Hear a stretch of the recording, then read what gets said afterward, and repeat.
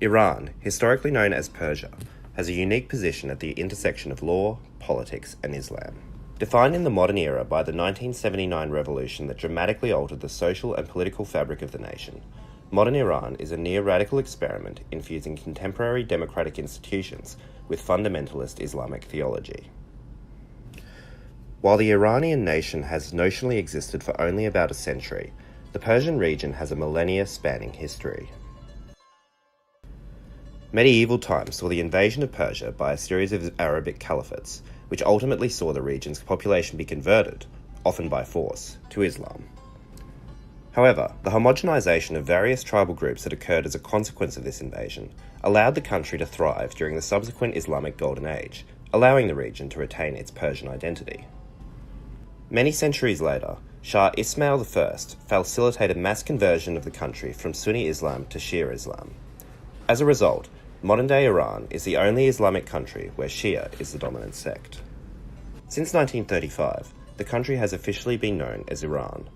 The country played an important role during World War II in facilitating coordination between the Western and Soviet campaigns, but was subsequently subject to a coup organised by intelligence services of the former during the 1950s. This interference saw the Shah appointed as the supreme leader of the country, in a period that was marked by autocracy and violence, and served as a major element in triggering the 1979 revolution. The 1979 revolution, led by Islamic leader Ayatollah Ruhollah Khomeini, transformed Iran. Besides major changes to the government and constitution of the country, which we will address in depth later in this presentation, the renewed priority placed on Islamic scripture changed the social fabric of the country. Events adjacent to the revolution itself served to further deepen the radical changes in Iranian society, particularly the Khomeini-sanctioned taking of hostages at the US Embassy in Tehran. This incident severely froze US-Iran diplomatic relations, and the effects of this are felt to this day. Iran has managed to remain a regional power in both Middle Eastern politics and on the world stage. It remains one of the largest Islamic countries in the world by population, with the number of citizens recently reaching over 80 million people. Despite concern from international observers and mass protests in the capital Tehran following the 2009 presidential election, Iran continues to practice democracy in government, though ultimate authority remains in the hands of the supreme leader, currently Ayatollah al-Khamenei. Given its often contentious position in world affairs, one must be cautious when researching the country, particularly where news is concerned. The Iranian government operates a news service known as Press TV, in a similar vein as Australia's ABC, though Press TV is generally regarded as being inappropriately biased towards the Iranian government domestically and regarding foreign affairs. Conversely, many Western news sources unevenly project the position of the Iranian government onto the Iranian nation as a whole. As a result, finding accurate information in contemporary Iran requires a degree of skepticism and critical thinking. So the constitution reflects the unique crossroads which Iran faced during the late 1970s. This is really shown by the way that it fuses ideas of democracy with Islamic theocracy. And it's important to stress how unique this fusion really is. Today, Iran represents the only modern-day created theocracy in the world. So fundamental to this hybrid system that Iran has is the concept of Velayat-e-Faqih. The Velayat-e-Faqih is a concept of rule by Islamic jurists. Khomeini was a strong advocate for this and really drove for its inclusion in the drafting phase of the constitution. Velayat-e-Faqih holds that political power originates from God alone and is then transferred to Islamic jurists. And Article 2 of the Constitution requires that these Islamic jurists must exercise continual ijtihad, or Islamic legal reasoning, in carrying out their duties. So in practical terms, Velayat-e-Faqih is the basis that the Constitution uses to grant wide powers of decision-making in Iranian governance to Islamic jurists. So let's look at the structure of the Iranian government.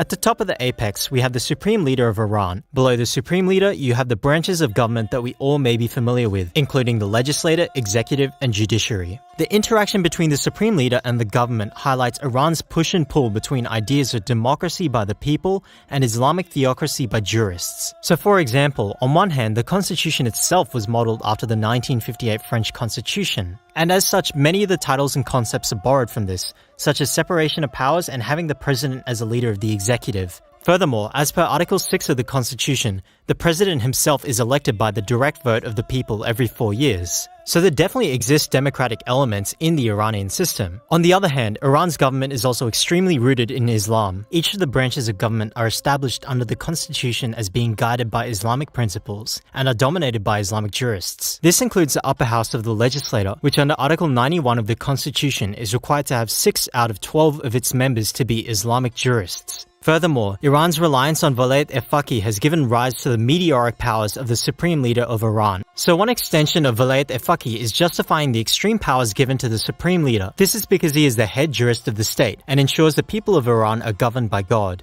The supreme leader acts as both the political and religious authority of Iran. While the title is not specifically referred to in the constitution, Article 5 does give an individual jurist the right to rule and exercise leadership in Iran. However, this is only so long as the 12th Imam of Shia remains an occultation, and Article 110 goes on to state that these powers of the Supreme Leader include appointing members of the legislature, appointing the Chief Justice of the High Court, and the power to dismiss the President. So as we've seen, there are democratic elements in Iran, particularly with the election of their executive, but Islamic jurists still have an extremely powerful role to play in the direction that Iran takes. In particular, the Supreme Leader above all has a large realm of influence. And it's important to recognize that while the revolution made these ties to Islam stronger, the Shia reliance on the jurists for ijtihad and human reasoning has been an important factor of Persian society for millennia. And as such, these conservative and traditional approaches towards the law pose many challenges in today's world, where both Iranians and the international community challenge the human rights records of the theocratic regime.